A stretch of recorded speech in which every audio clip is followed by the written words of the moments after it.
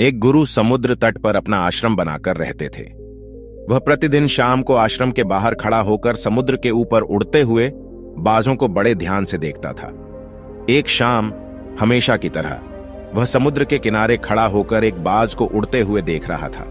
अब उनके आश्रम के कुछ छात्र उनके पास आकर खड़े हो गए और वे सभी भी उड़ते हुए बाज को देखने लगे। कुछ देर तक बाज को देखने के बाद एक छात्र ने गुरु से पूछा, गुरुदेव, आप हर शाम इन उड़ते हुए पक्षियों को क्यों देखते हैं? शिष्य का यह प्रश्न सुनकर गुरु कुछ देर तक चुप रहे।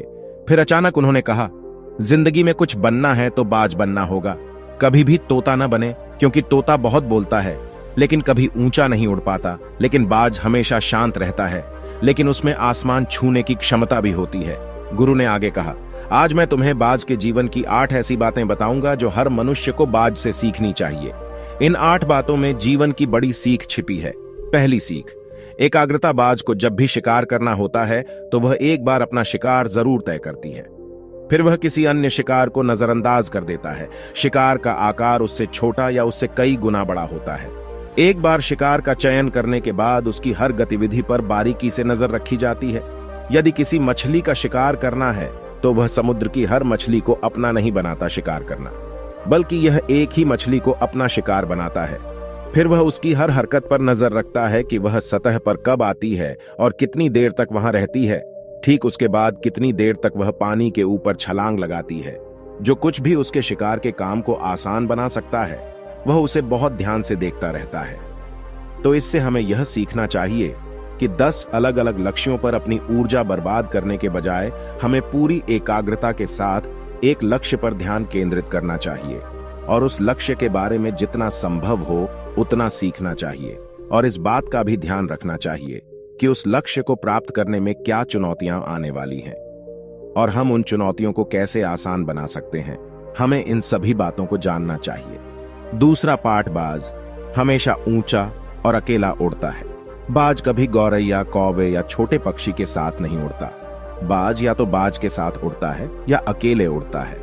यह हमें सिखाता है कि छोटी सोच वाले लोगों से दूर रहें, या तो बड़ी सोच वाले लोगों के साथ रहें या फिर अकेले रहें, क्योंकि जिस तरह के लोगों के साथ हम रहते हैं वही अंततः वही बन जाते हैं जो हम हैं।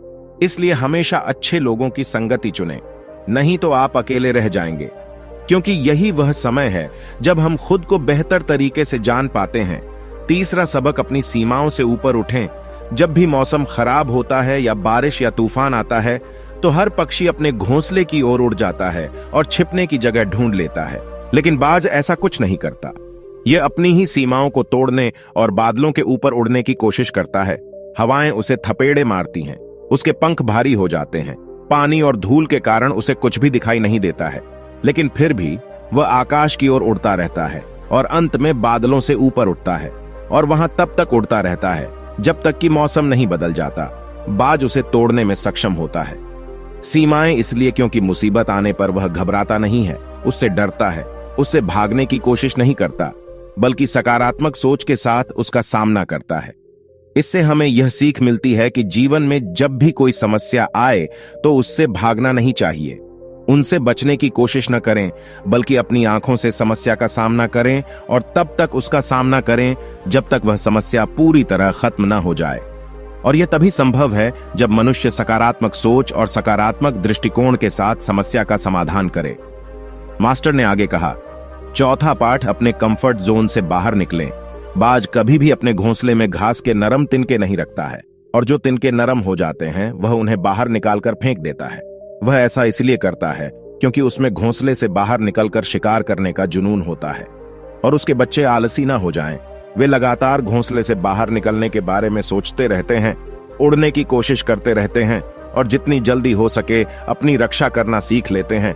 इसीलिए वह कोमल घास को एक दिन भी अपने घुटनों में नहीं रहने देते, बल्कि दूसरी ओर हम इंसान हैं जो बड़े लक्ष्य हासिल करना चाहते हैं, लेकिन हम अपना आराम भी नहीं छोड़ना चाहते।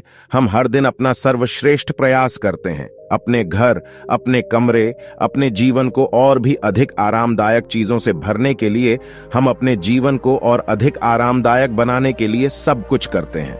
हम आराम को महत्व देते हैं। तो जीवन में यह घटना, बाज हमें एक सबक सिखाता है कि अपना आराम छोड़ो, क्योंकि जहां आराम है वहां विकास नहीं होता है।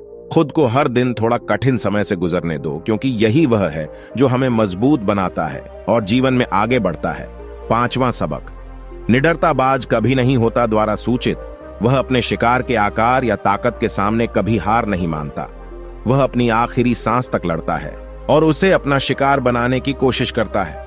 सबक यह है कि समस्या कितनी भी बड़ी क्यों ना हो, उसके सामने हार नहीं मानते। चाहे बात कितनी भी बड़ी क्यों ना हो, उसका सामना करो। दुनिया के सबसे सफल लोग भी सबसे निडर लोग होते हैं। वे समस्याओं से कभी नहीं डरते, बल्कि उनका सामना करते हैं। 6ठा सबकबाज कभी मरा हुआ शिकार नहीं खाता, वह हमेशा जीवित शिकार का शिकार करता है। इससे हमें यह सीख मिलती है कि हमें कभी भी जीवित नहीं रहना चाहिए। अपने अतीत में किसी को अपना अतीत लेकर नहीं घूमना चाहिए। मन में सफलताएं और असफलताएं। हमारा अतीत मर चुका है, अब यह कभी वापस नहीं आएगा। इसलिए अपने मृत सड़े हुए अतीत के विचारों पर ध्यान न दें और अपने आने वाले नए जीवन पर ध्यान केंद्रित करें। अपनी पुरानी यादों को छोड़ दें जो आपको परेशान करती हैं, क्योंकि वे अतीत हैं जो अतीत में हैं। इसे वर्तमान में लाओ, क्योंकि एक बार जब आपका अतीत आपके वर्तमान में आ जाता है तो आपका अतीत आपको कभी भी वर्तमान में जीने नहीं देगा। भले ही आपके अतीत में आपके साथ कितना भी बुरा हुआ हो, वह मर चुका है। इसलिए उस बाज की तरह बने जो कभी मरी हुई चीजों को नहीं खाता। 7वां पाठ, साहस। इसे अकेले जाने के लिए बाज हमेशा अकेले ही शिकार करता है।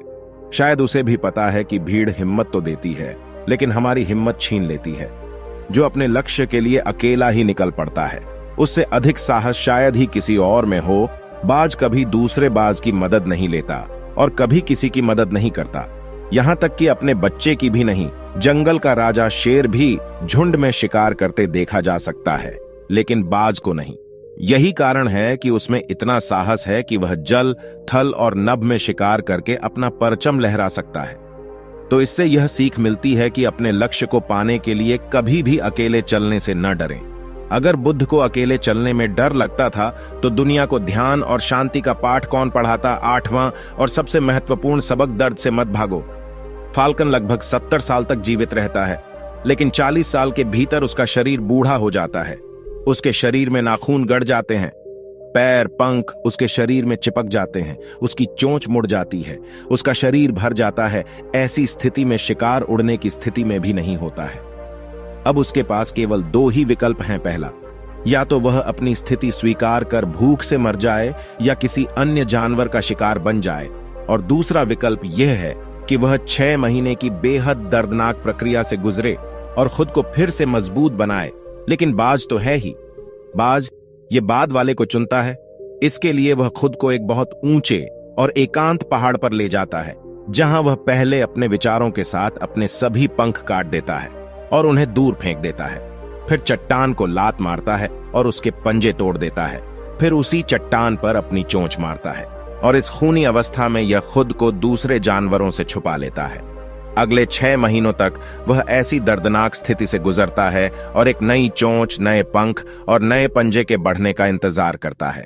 6 महीने के इस दर्दनाक समय के बाद जब उसके पंजे नहीं बल्कि नए पंख उगाते हैं और एक नई चोंच आती है, तब वह अपना नया जीवन शुरू करता है और शिकार पर निकल जाता है और अगले 30 वर्षों तक फिर से शासन करता है।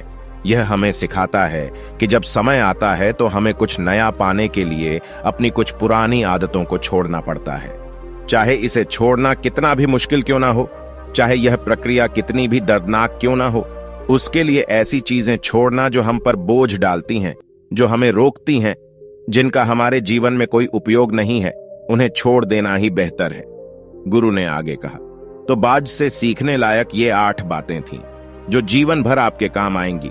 शिष्यों ने कहा कि गुरु, हमने कभी नहीं सोचा था कि बाज जैसा पक्षी भी हो सकता है, इतना कुछ सीख सकते हैं। इसके बाद सभी शिष्यों ने मैट सर को धन्यवाद दिया और अपने काम पर वापस चले गए। दोस्तों, मुझे उम्मीद है कि आपको इस कहानी से बहुत कुछ सीखने को मिला होगा।